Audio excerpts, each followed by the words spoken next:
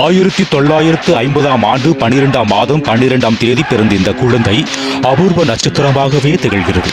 இன்று 2024ஆம் ஆண்டு வரை ஜொலித்துக் கொண்டே இருக்கிறது. 1975ஆம் ஆண்டு கே. பாலச்சந்தர் அவர்களால் உருவாக்கிய இந்த அபூர்வ ராகம் 50 வருடங்களாக வெற்றி வாகை சூடிக்கொண்டே இருக்கிறது. பத்மஸ்ரீ போன்ற மத்திய மாநில விருதுகள் அவரை நாடி வந்தன. அரசியல் பதவிகளோ அவரை தேடி வந்தன. ஆந்திரா, கர்நாடகா, கேரளா, மும்பை, மகாராஷ்டிரா, மைசூர் என பல மாநிலங்களில் புயல் வீசினாலும் அதில் தமிழ்நாட்டில் மட்டும் தான் மையம் கொண்டுள்ளது. குறுகிய வட்டத்தில் இருந்த தமிழ் சினிமாவை உலக அளவில் பெருகிய வட்டத்துக்குள் கொண்டு சென்ற பெருமை ரஜினிக்கு என்றுமே உண்டு. ஜப்பான், சைனா, அமெரிக்கா போன்ற நாடுகளில் இவருக்கு தனி ரசிகர் பட்டாளமே உண்டு. இந்தியாவின் உயரிய விருதான தாதா சாஹேப் பால்கே விருது மத்திய அரசால் வழங்கப்பட்டது என்பது குறிப்பிடத்தக்கது. பேரை கேட்ட உடனே சும்மா அதறது இல்ல.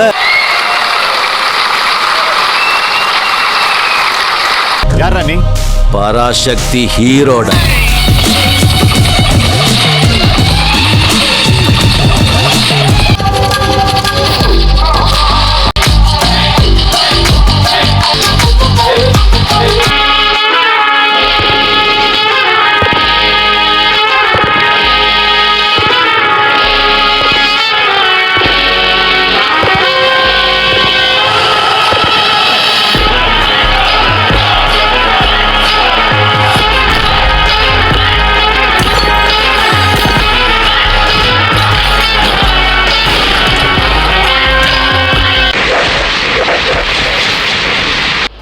என்கிட்ட இருக்கிற கூட்டம்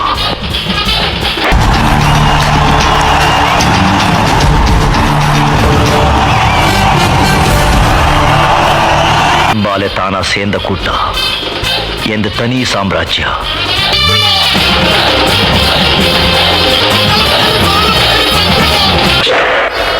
ஒரு தடவை சொன்னா 100 தடவை சொன்ன மாதிரி.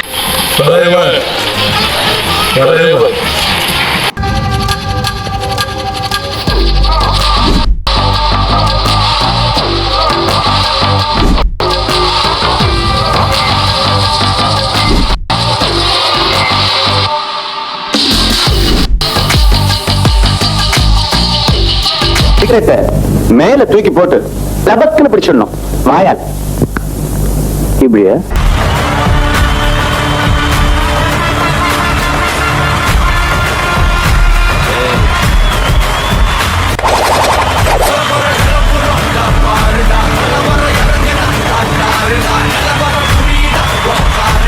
ஏறா வண்டிய.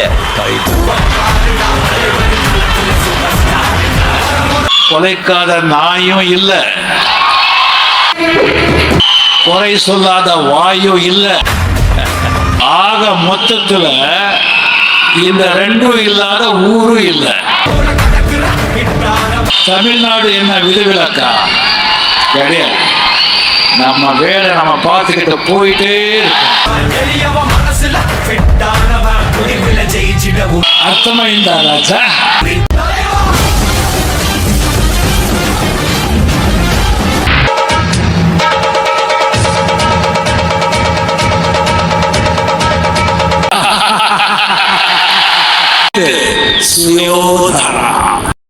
இனி நான் போற பாதை சிங்கப்பாதை.